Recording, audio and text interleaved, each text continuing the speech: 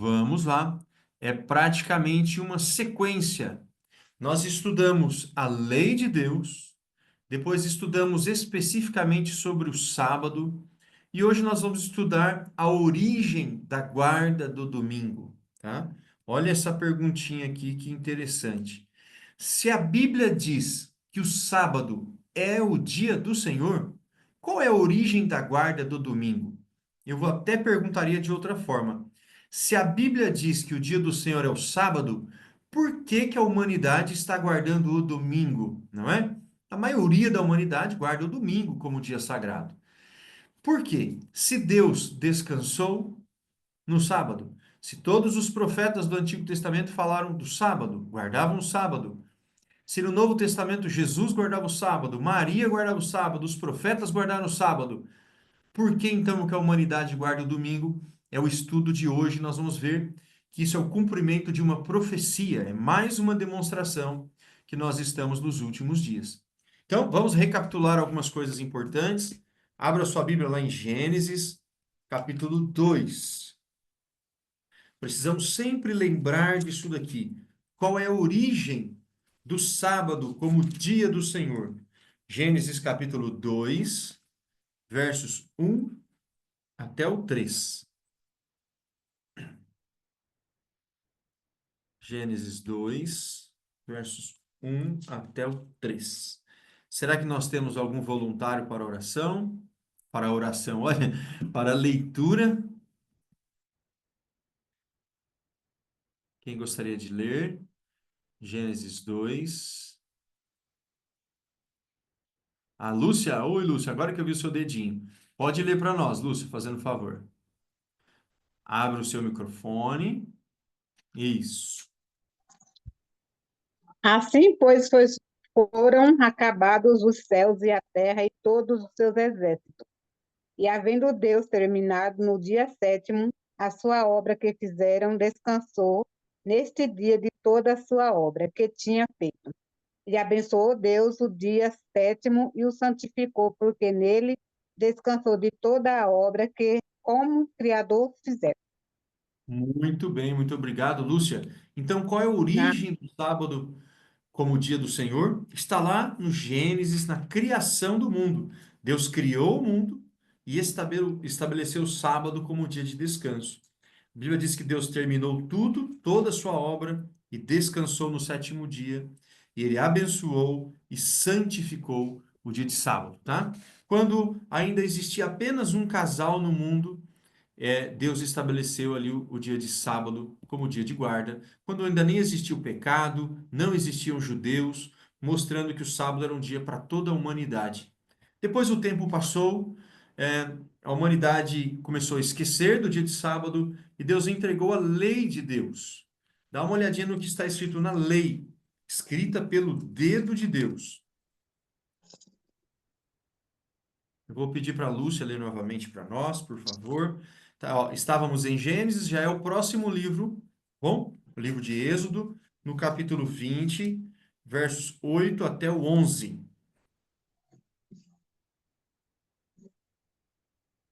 Pode ler? Pode. Lembra-te do dia de sábado para o santificar. 6 dias trabalhará e fará toda a tua obra. Mas o sétimo dia é o sábado do Senhor, teu Deus. Não fará nenhum trabalho, nem tu, nem teu filho, nem tua filha, nem teu servo, nem a tua serva, nem o teu animal, nem o teu forasteiro das tuas portas para dentro. Porque em 6 dias fez o Senhor os céus e a terra e o mar e tudo o que há neles. E ao sétimo dia descansou, e santificou. Muito bem.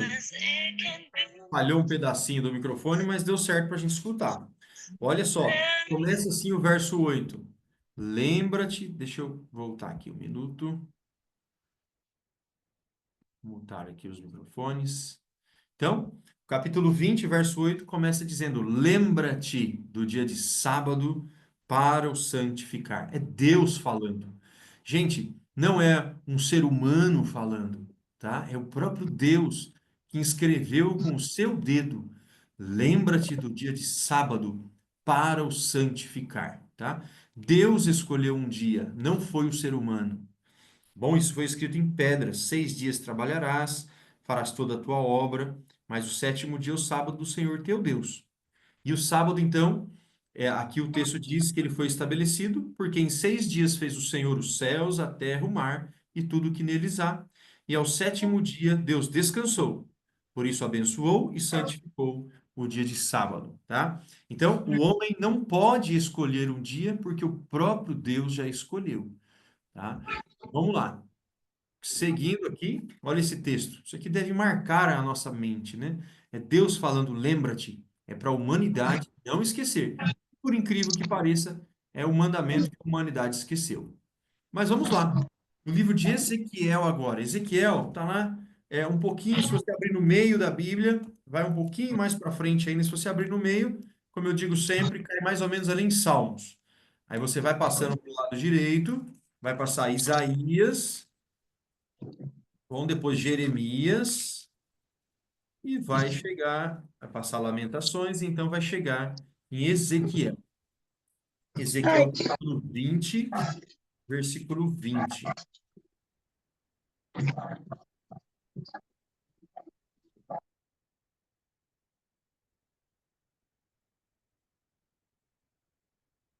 Ezequiel capítulo 20, verso 20.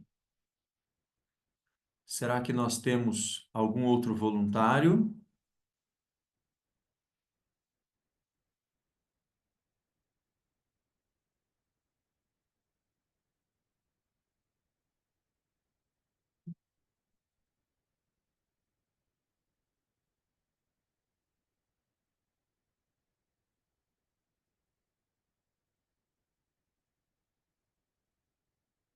Ezequiel capítulo 20, versículo 20. Temos algum outro voluntário para leitura? Será que o Everton consegue ler para nós, Everton? Abra o seu microfone, fazendo favor. Pode ler? Pode, Ezequiel 20, verso 20. Tá.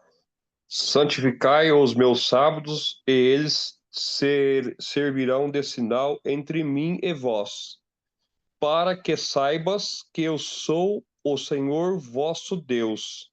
Olha que interessante, Deus falando novamente: santificai os meus sábados, Deus diz, pois servirão de sinal entre mim e vós. Então, olha só, o sinal entre nós e Deus não é um sinal físico, né? Mas é um sábado, né? É um dia, é um sinal entre nós e Deus. Imagina, Deus olha do céu e vê quem tem o seu sinal, quem observa o dia de sábado, né? Apresentado como um sinal entre Deus e nós. Vamos seguir. Qual dia sagrado foi observado no Novo Testamento? Vamos lá para o Novo Testamento.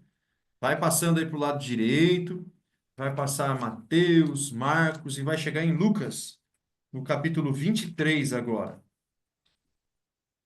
Lucas, no capítulo 23.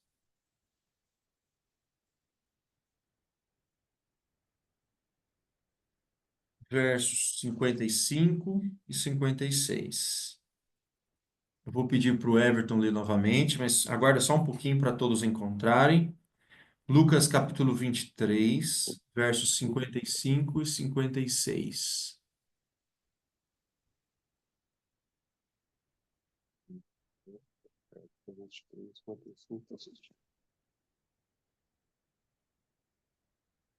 Será que todos acharam? Lucas 23, versos 55 e 56. Pode ler para nós, Everton, fazendo favor?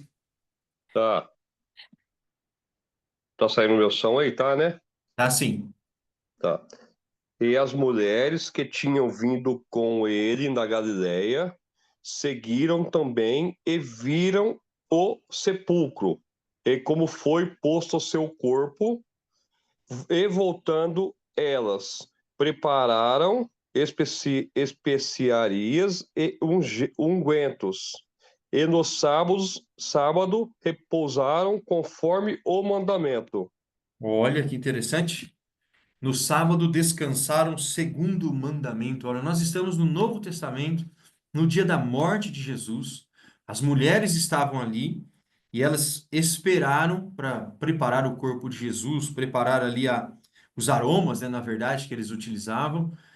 Descansaram no sábado e só foram lá no domingo. E a Bíblia fala abertamente: descansaram segundo o mandamento do Senhor. Então eram mulheres fiéis, né? Inclusive está incluída aqui Maria, né?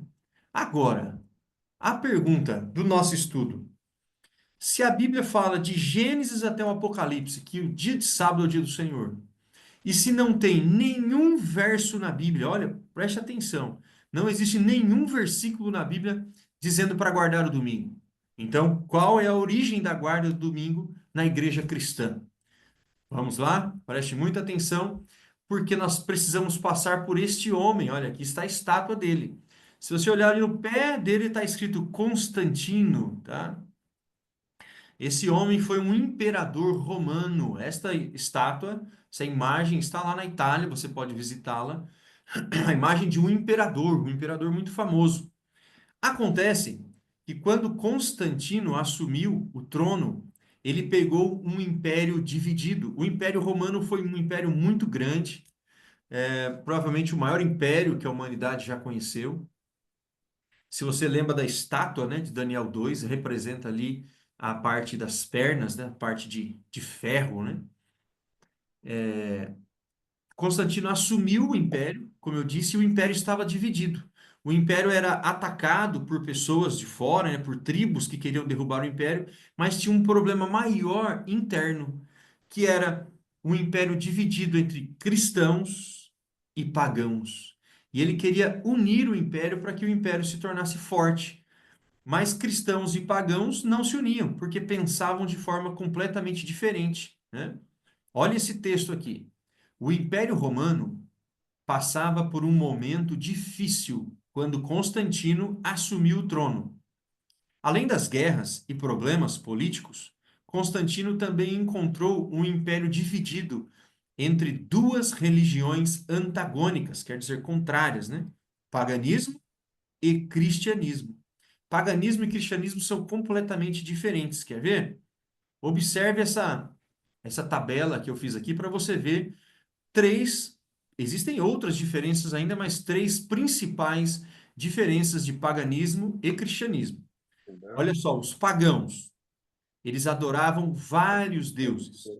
Pagãos eram politeístas, né? Tinham vários deuses, tá bom? Um animal era um deus, os astros no céu, o sol, a lua, vários deuses. Os cristãos acreditam no quê? Um único Deus. Então aqui já dá uma diferença muito grande. Os pagãos adoravam imagens. Eles faziam imagens dos seus deuses, faziam ídolos. Se você lê o Antigo Testamento, você vai ver isso com muita frequência. As nações pagãs faziam imagens. Já para o povo de Deus, tanto no Antigo Testamento quanto no Novo, imagens sempre foram proibidas.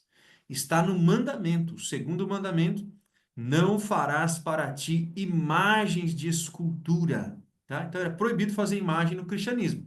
Então, os pagãos gostavam de imagens, os cristãos não. Outro detalhe, os pagãos adoravam os seus deuses num dia principal. Qual era esse dia? O dia sagrado? Domingo. Observe essa informação. O dia sagrado para os pagãos era o domingo.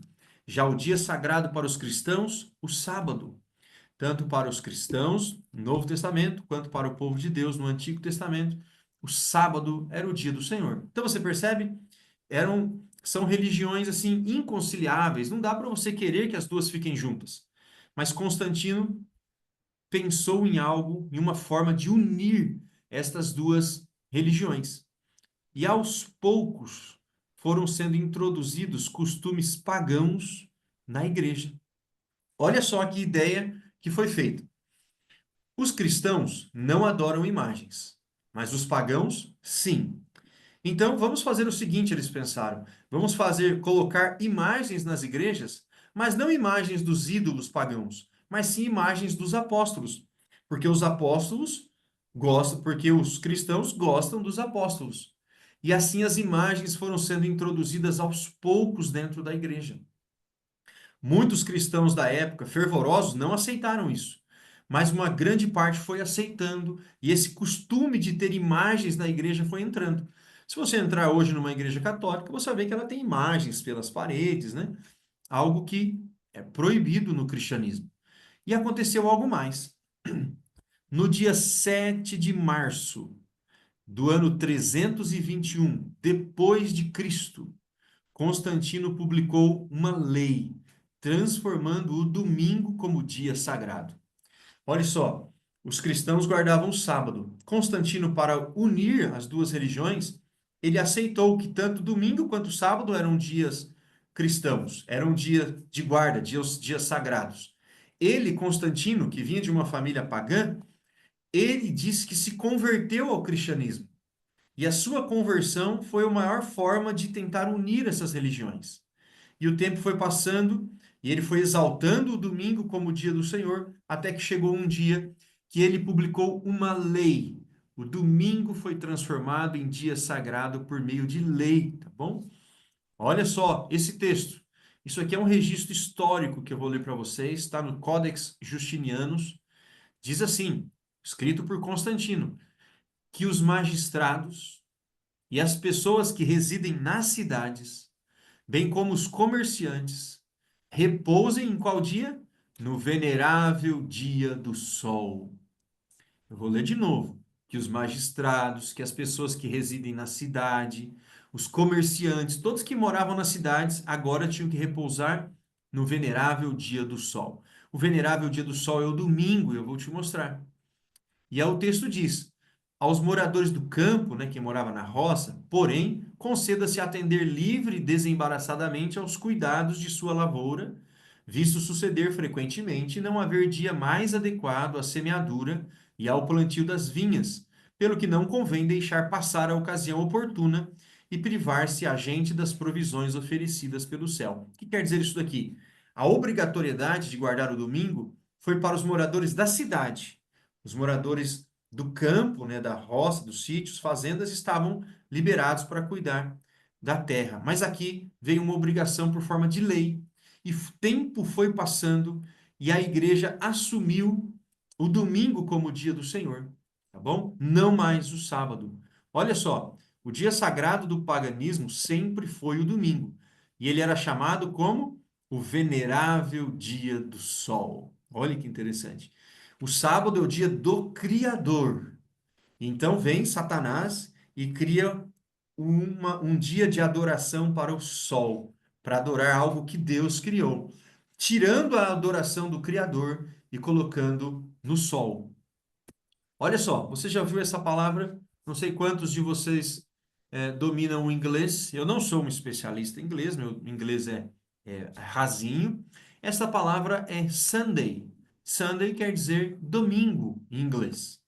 Mas se você observar bem, sun quer dizer sol. Olha que interessante. Sun quer dizer sol.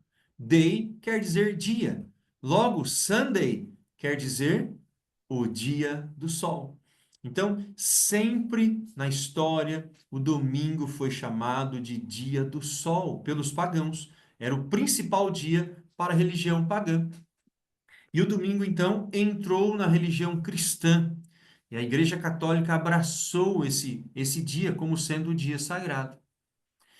Se você conversar com algum católico, padre, vão dizer o seguinte: a desculpa utilizada para a ressurreição de Jesus na verdade, eles vão dizer que a ressurreição de Jesus é que traz a obrigação de guardar o domingo, porque Jesus ressuscitou no domingo, mas não possui fundamento bíblico. Não há nenhum texto da Bíblia que diga para guardar o domingo, mesmo quando Jesus ressuscitou. Vamos ler o que a Bíblia diz quando Jesus ressuscitou? Dá uma olhadinha em Lucas. Lucas capítulo 23, nós estamos aí nesse lugar. 23, verso 56. Olha só que interessante. Acabamos de ler, mas eu vou ler novamente. Então se retiraram para preparar aromas e bálsamos, e no sábado descansaram, segundo o mandamento. Agora, Lucas 24, verso 1, é o próximo verso. Mas no primeiro dia da semana, alta madrugada, Foram elas ao túmulo, levando os aromas que haviam preparado, e encontraram a pedra removida do sepulcro. Mas ao entrarem, não acharam o corpo do Senhor Jesus. Se nós lermos a sequência, vai falar da ressurreição no primeiro dia da semana, mas em lugar nenhum vai dizer agora, como Jesus ressuscitou no primeiro dia, agora o domingo é o dia sagrado. Não. Muito pelo contrário, nem usa a palavra domingo. Usa somente a palavra, a expressão primeiro dia da semana. O único dia da semana que tem um título na Bíblia é o sábado. Sábado quer dizer descanso. O sétimo dia recebe o título de sábado, tá bom? Então, o primeiro dia da semana não tem nenhum indício de que foi transformado do sábado para o domingo. A propósito, algo tão claro na Bíblia, Deus não ia mudar assim, com indiretas, não é mesmo? Se era para deixar de guardar o sábado, era para aparecer textos assim expressos, não é mesmo? Agora, este argumento de que a ressurreição de Jesus é o fundamento para a guarda do domingo, ele não serve, não é correto. Por quê? Existe outro ritual que nos lembra da ressurreição de Jesus, tá? Que é o batismo. Abra a Bíblia em Romanos, vai para o ladinho direito, tá? Vai passar Lucas, João, Atos, e aí vai chegar em Romanos, no capítulo 6. Vai passar Coríntios, né? Opa, perdão, passei aqui. Romanos é antes de Coríntios. Errei. Olha que interessante. Então, qual é o ritual que nos lembra da ressurreição de Jesus? É o batismo. Está em Romanos, capítulo 6, verso 3 até o 6. Vou aguardar um pouquinho para vocês encontrarem. Tá todo mundo acompanhando o meu raciocínio? Tá todo mundo aí quietinho? Sabiam disso? Ó, Romanos capítulo 6, versos 3 ao 6. Deixa eu ver vocês. Ver se vocês estão muito assustados aí. Não estava vendo vocês? Sabia dessa história, Marciano? Marciano, tá me ouvindo? Sabia dessa história da mudança do sábado para o domingo, que foi assim? Não sabia? Sabia dela, Everton? Não, sabia não. Olha só. Vamos ler agora o que, na verdade, é o símbolo aí da ressurreição, que é o batismo. Romanos 6, 3 ao 6. Eu vou ler para vocês. Está escrito assim: Ou porventura, o apóstolo Paulo dizendo, ignorais que todos nós fomos batizados em Cristo Jesus, fomos batizados na sua morte. Então, qual é a nossa morte? É o batismo. E lembra da morte de Jesus. Verso 4. Fomos, pois, sepultados com ele na morte pelo batismo, para que, como Cristo foi ressuscitado dentre os mortos pela glória do Pai, assim também andemos nós em novidade de vida. Olha que verso interessante. Com a pessoa é sepultada, nós somos sepultados no batismo, um símbolo. Então, tá bom? Verso 5.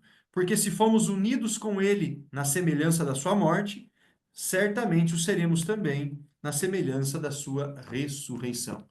Então, não tem fundamento dizer que a ressurreição de Cristo é uma ordem para nós guardarmos aí o domingo, tá? E continua. E agora nós chegamos, quem sabe, no ponto principal aqui. Será que a Bíblia já falava que alguém ia mudar a lei de Deus? Havia profecia sobre a mudança da lei de Deus? Abre a sua Bíblia lá em Daniel. Usa aquela técnica que eu te ensino sempre. Abre no meio que vai cair em Salmos. Depois vai folheando para o lado direito.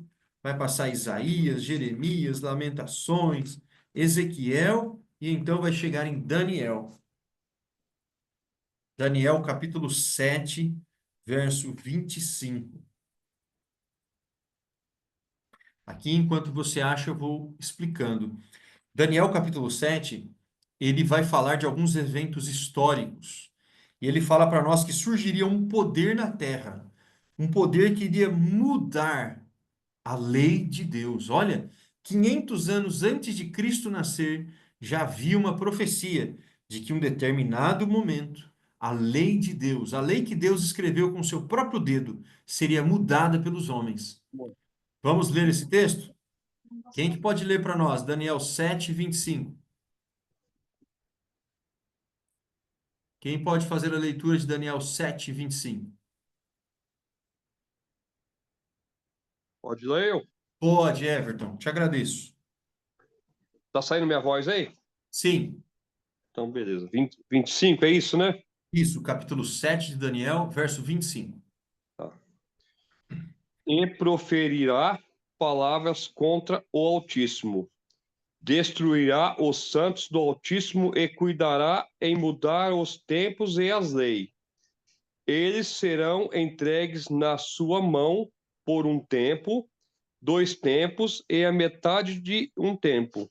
Olha só, Everton, está escrito aí na sua, que você acabou de ler, que ele vai cuidar e mudar os tempos e a lei, mudar a lei, está no meio do verso aí. Então, Não, a minha não.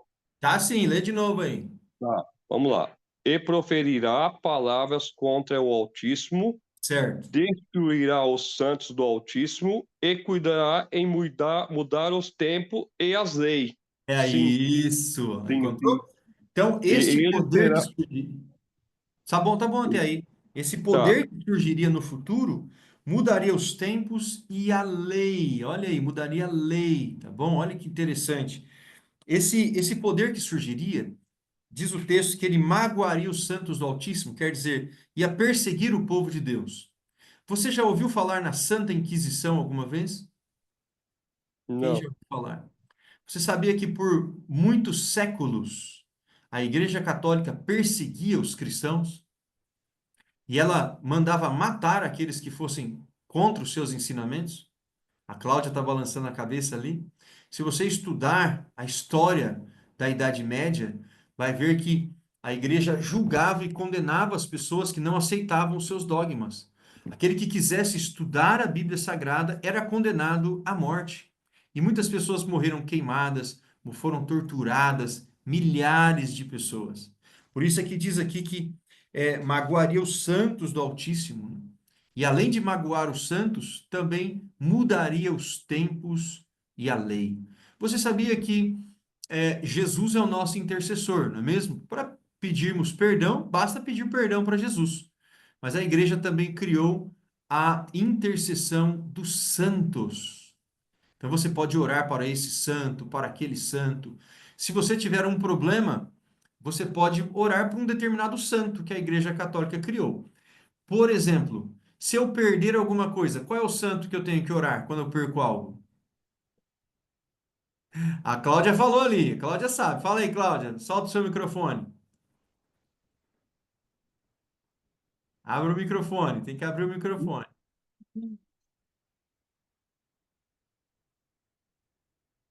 São o quê? Dori? Longuinho? São Longuinho, é isso? É só um longuinho? Eu ouvi falar isso aí. Tá vendo? Foi criado esse santo. Vou falar outro santo, ó. O camarada que quer se casar, ele ora para qual santo? Qual que é? Quem sabe? A Cláudia sabe? Santo Antônio. Santo Antônio. Aí, Marciano, acho que pediu bastante pro Santo Antônio, hein? Foi o que Você tá gerou meu vendo? nome. Tô brincando. A igreja criou vários santos para tudo quanto é coisa, para as pessoas orar para os santos, tá? Contrário ao que a Bíblia diz. A igreja criou tanto santo que começou a ter um dia para cada santo. E aí começou a ter mais santo do que dia. Aí ela criou o chamado Dia de Todos os Santos. Já ouviu falar nisso? E a Cláudia estava lançando a cabeça. O Dia de Todos os Santos, tá bom? Invenção humana, mudando a lei de Deus. A gente ri aqui, eu brinco com vocês, mas é algo muito sério, tá? Olha o que diz agora 2 Tessalonicenses. Vamos lá. Lá no Novo Testamento. Esse é um pouquinho mais difícil de achar. Mas você vai passar Mateus, Marcos, Lucas, João, Romanos, Coríntios, e vai chegar lá pertinho. 2 Tessalonicenses. É um livro pequenininho, tá? Observe que existe 1 Tessalonicenses e 2 Tessalonicenses. Capítulo 2, versos 3 e 4.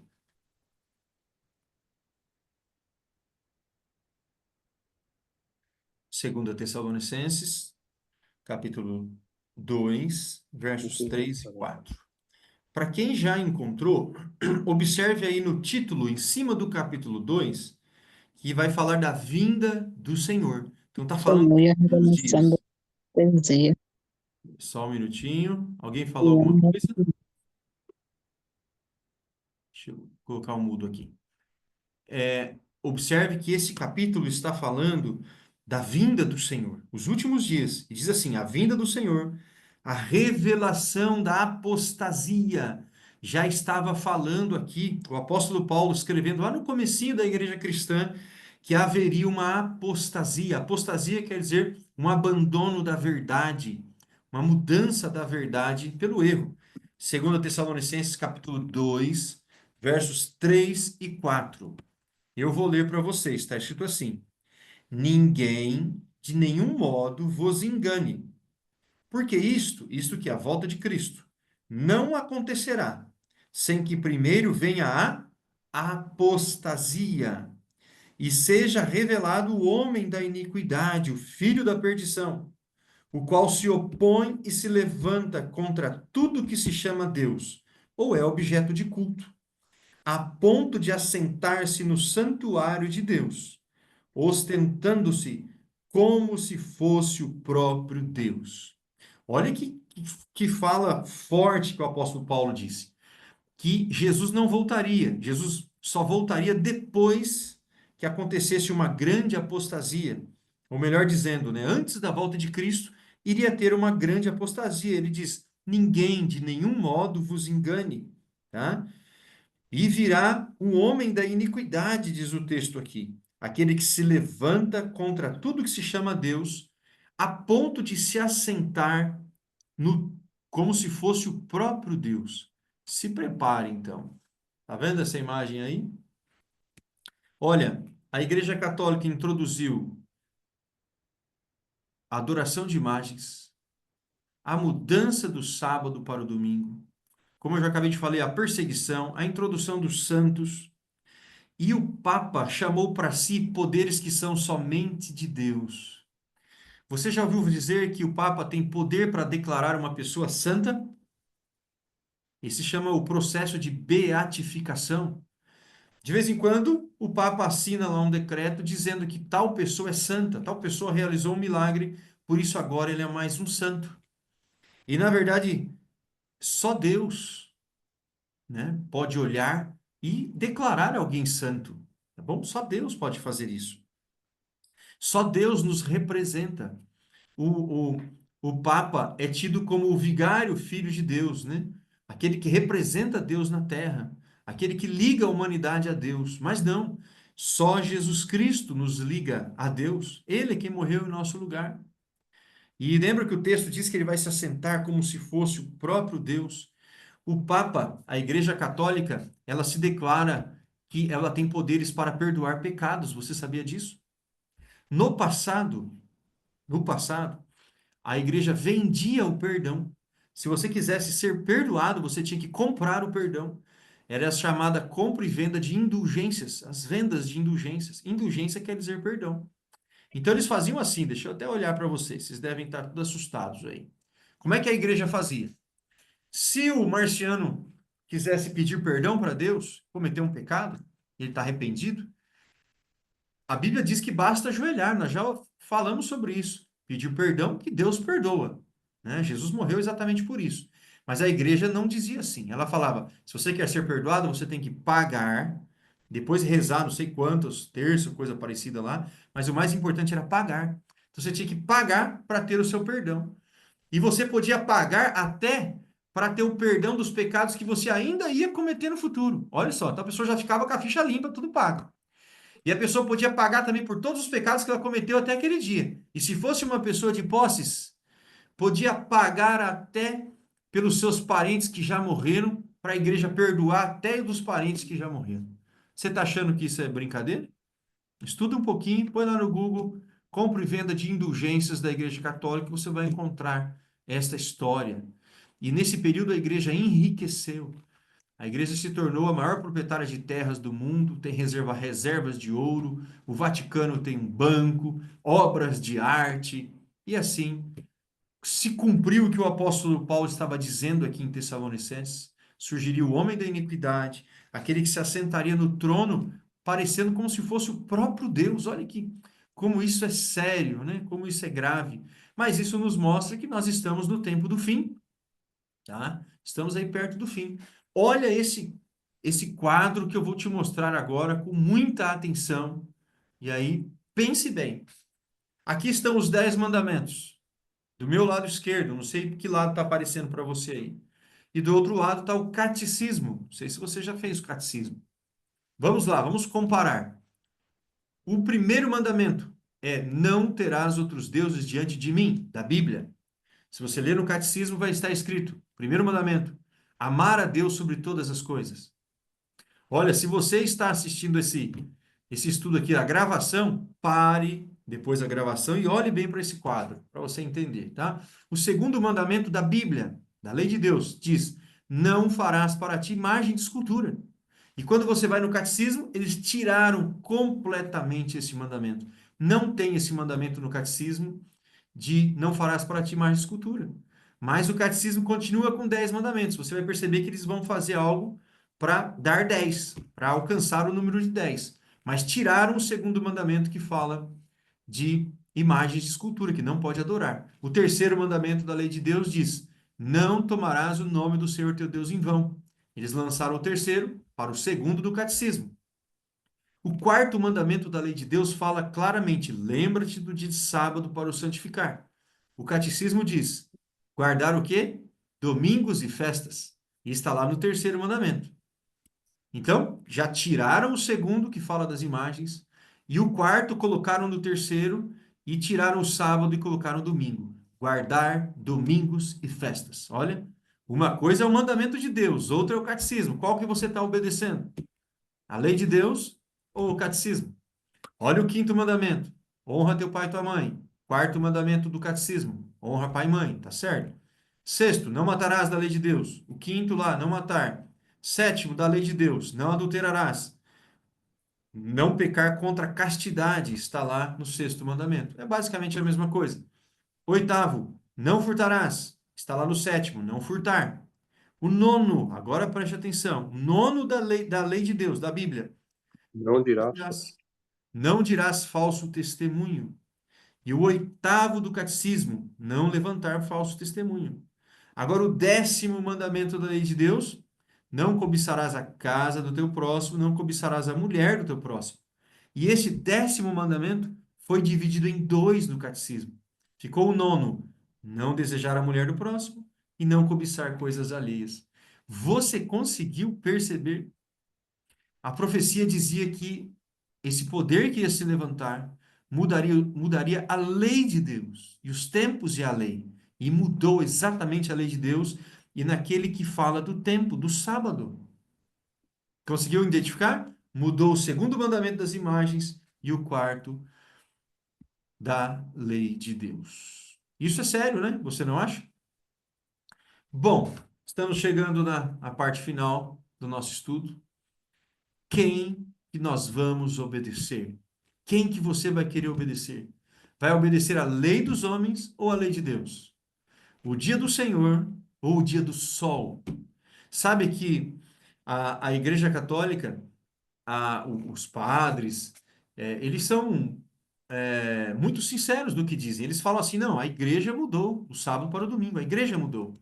Mas os evangélicos, eles tentam encontrar, os evangélicos que não guardam o sábado, tentam encontrar justificativa na Bíblia para guardar o domingo, enquanto que, na verdade, mal sabem eles que eles estão obedecendo uma norma católica, que a Igreja Católica é quem mudou o sábado para o domingo.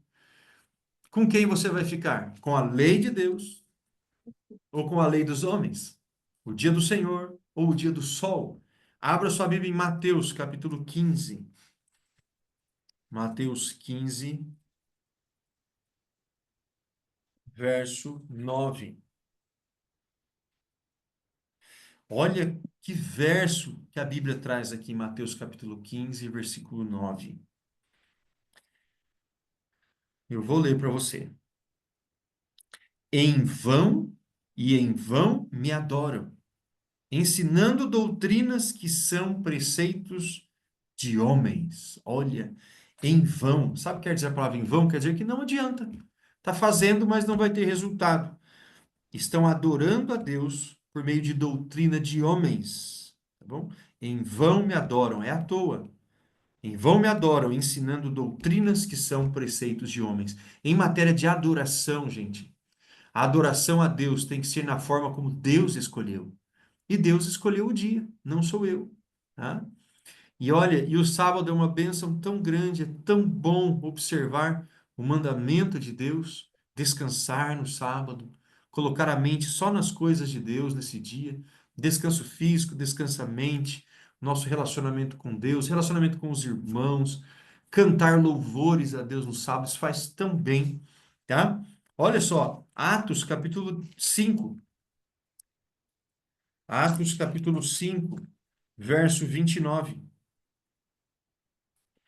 Estávamos em Mateus, vai um pouquinho para a direita, vai passar Mateus, Marcos, Lucas, João, e então vai chegar no livro de Atos. Você vai ver o capítulo 5, o verso 29. Os apóstolos foram presos. E aí eles foram interrogados. E disseram para eles assim, né, o sumo sacerdote, mas nós falamos para vocês não falarem mais de Jesus. Olha a resposta que eles deram, Atos 5, verso 29. Então Pedro e os demais apóstolos afirmaram: antes importa obedecer a Deus do que aos homens. É mais importante obedecer a Deus do que os homens. Olha que interessante.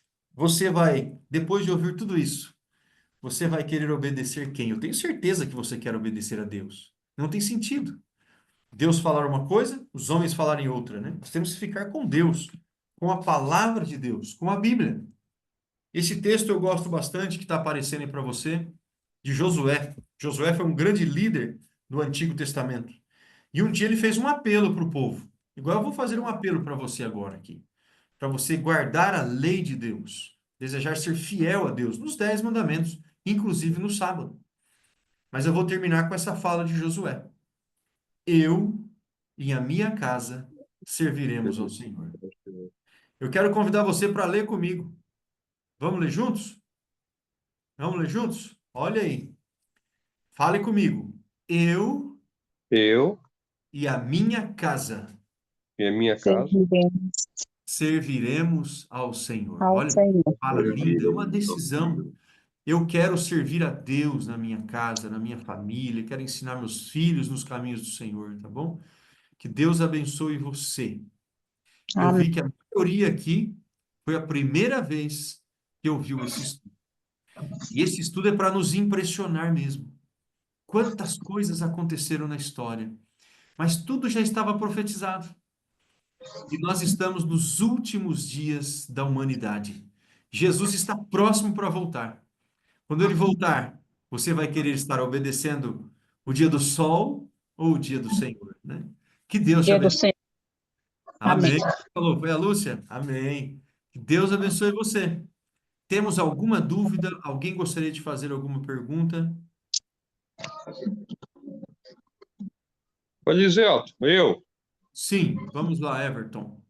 a gente vê muito na rede social sobre o oitavo, tem um do Papa aí, que não é o oitavo rei, uma coisa assim, que é o último, que aí tá é uma profecia já de que o anticristo já está para chegar aí.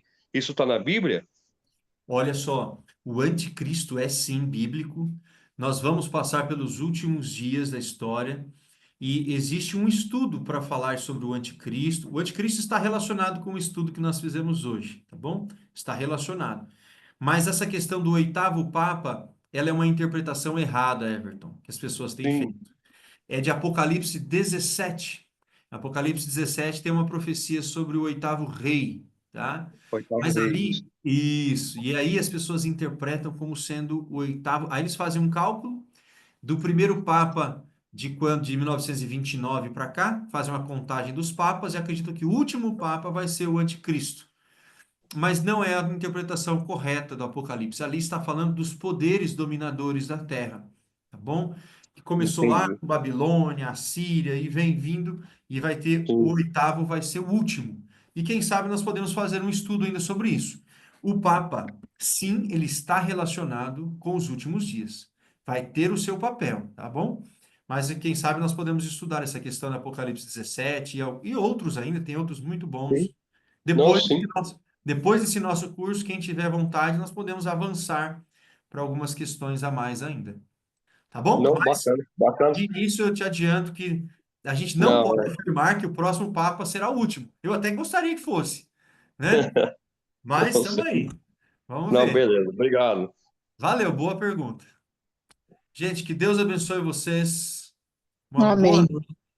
Vamos fazer uma oração? Feche os seus olhos para orarmos nesse momento.